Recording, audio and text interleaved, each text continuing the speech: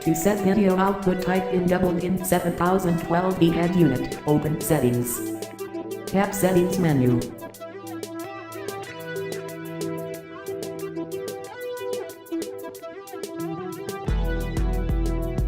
Tap output.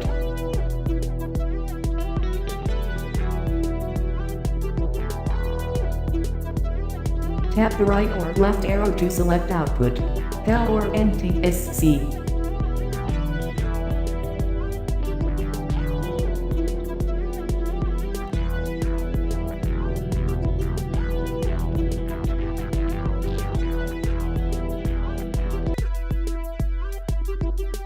Thanks for watching. Have a nice day.